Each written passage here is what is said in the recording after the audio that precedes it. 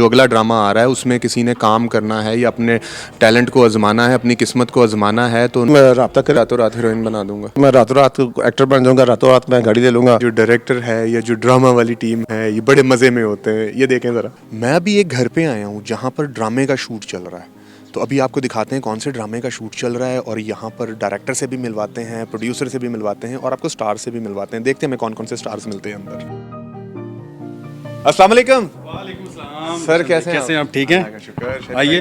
बिल्कुल ठीक, बेहतरीन बेहतरीन। क्या कर रहे हैं आज? आज ही हमारा एक प्रोजेक्ट है, सवाल अना का था, तो माशाल्लाह उसकी शूट चल रही है। आइए आपको दिखाते हैं। आ जाए। आइए।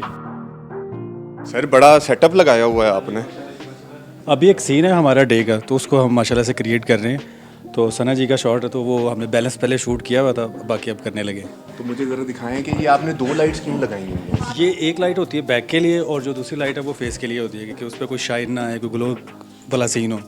तो बाकी ये है कि हमारी पूरी टीम है माशाल्लाह, ये असिस्टेंट है। ये स्क्रीन के ऊपर जो हम खूबसूरती देखते हैं, स्क्रीन के ऊपर जो हमें शॉट्स खूबसूरत खूबसूरत नज़र आते हैं, तो ये आपकी मेहनत होती है। मेहनत सबकी होती है, ऑब्वियसली आपकी पूरी टीम की। मुझे पता है आप अपनी टीम को पीछे नहीं छोड़ते, आपकी पूरी टीम की मेहनत होती है। बिल्कुल। तो ये मेहनत दिख तो रही है मुझे। ये अभी दिख भी रही है और आपको इंशाल्लाह जब ये ऑन ईयर जाएगा तब इससे ज़्यादा दिखेगी। चलें, आप अभी कोई सीन वगैरह शूट करें तो हम अपनी ऑडियंस को ये दिखाएंगे कि जो सीन आप स्क्रीन पे देखते हैं जब वो शूट हो रहा होता है वो कैसा दिखता है। जी बिल्कुल।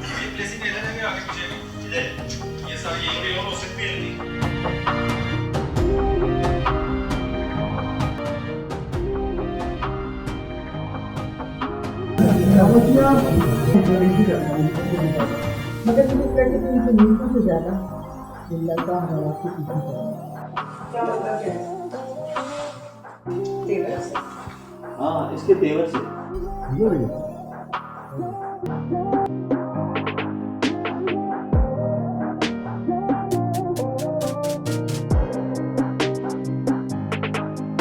मैं जब जाविया से बात लोग कहते हैं कि इसके पास कुछ नहीं था, वो इस फील्ड में आया और उसको इतना फेम मिल गया, इतना पैसा मिल गया। तो ये वो एक अट्रैक्शन है जिसकी वजह से हर कोई इस फील्ड में आना चाहता है। लोग टैलेंटेड होते हैं तो तब ही आगे आते हैं। सर अब टैलेंट की बात देखें सर, अब यहाँ पे हमारे मुल्क में हाइप हमने चाहत फ़तेह अली की बनाई हुई है, तो कौन सा टैलेंट है ना सर? नहीं, वो तो आपने एक एंजॉयमेंट है ना, आप मतलब एक ऐसा बंदा जिसमें कोई सुर नहीं, आप उसको उसका चेहरा ले रहे हैं। किस तरह आप टैलेंट को लेके आते हैं?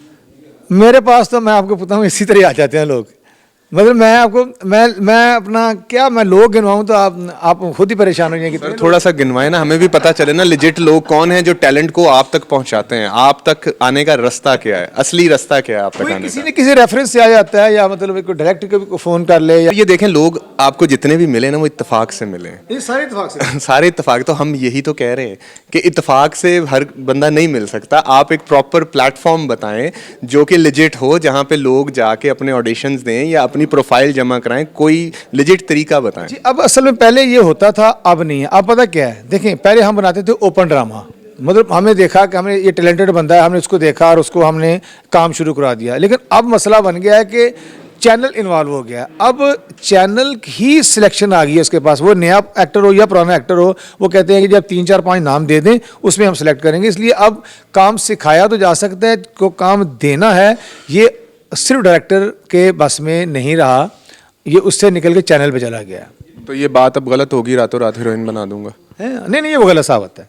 कोई नहीं किसी को बना सकता। मैं ऑडिशन कर भी लूँ, फ़र्ज़ करें तो मैं वो ट्रेंड भी हो जाए, वो एक्टर रोल में फिट भी हो, तो चैनल के नहीं इसकी जगह फलां को ले लें, तो वो सारी मेहनत गारत गई ना। तो सर अभी आप कह रहे थे कि टैलेंट को मिलता है, तो टैलेंट जो है वो बेचारा रुल रहा है। फिर मेरी बात नहीं सुन रहे सर, मैं कह रहा हूँ कि वो एक जगह टक्कर मारेगा, दूसरी जगह टक्कर मारेगा, वो निकल आएगा। यानी कि आप कह रहे हैं कि टैलेंट टकरे मारे? नहीं, टक्करें मारनी पड़ती है, पाकिस्तान है सर। पाकिस्तान में तो टैलेंट को टकरें मारनी पड़ती है। मैं अपनी ऑडियंस को ये बता दूं कि अगर किसी लड़के को या किसी लड़की को कोई बंदा ये कहता है कि मैं आपको रातों रात हीरोइन बना दूंगा या रातों रात हीरो बना दूंगा, तो वो झूठ बोलता है भाई, वो रॉन्ग नंबर है, वहां से खिसक लो। मेरे साथ इस वक्त इस ड्रामा के प्रोड्यूसर नोरेज़ भट्ट साहब मौजूद हैं। ये सारा जितना आप सेटअप देख रहे हैं ना, इनका जो बिल है वो इनके नाम का ही फटा है। अस्सलाम वालेकुम सर। वास्सलाम सर, कैसे आप? अल्लाह का शुक्र। कैसे मैनेज कर रहे हैं ये सारा, आपकी पूरी टीम को आप किस तरह मैनेज कर रहे हैं? आप, मैं देख रहा हूँ कि लाइट्स आपने, इक्विपमेंट भी आपने 10 गुना मंगवाया हुआ है, हर चीज़ का आपने बैकअप रखा हुआ है। ये अल्लाह का फजल है सर, और मेरी टीम की मोहब्बत है, इनकी कोशिश है कि ये सारा काम चल रहा है। वरना लाहौर में तो मोस्टली मैं ही काम कर रहा हूँ, या मेरे एक और दोस्त है खुर्रम चौधरी साहब, वो काम कर रहे हैं। तो यहाँ एक तो माहौल ऐसा नहीं है जैसे माहौल होना चाहिए। सर खफा लग रहे हैं आप, बाकी सारे खुश हैं, आप खफा लग रहे हैं, क्या हो गया है? खफा तो मैं इसलिए हूँ कि भजन मेरा पैसा लग रहा है, मैं हर रिक्वायरमेंट पूरी कर रहा हूँ।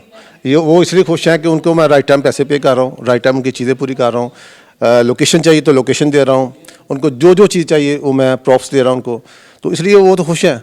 लेकिन मैं खुश नहीं कि मैं चीज़ बना के देता हूँ, लेकिन आगे से मुझे डेट्स मिलती हैं कि आपको नेक्स्ट वीक में मिल जाएंगे, आपको 15 को मिल जाएंगे, आपको 20 को मिल जाएंगे। और डेट्स सुन के मेरी टेंशन होती है, मेरे बालों में सफेदी आनी शुरू हो गई है।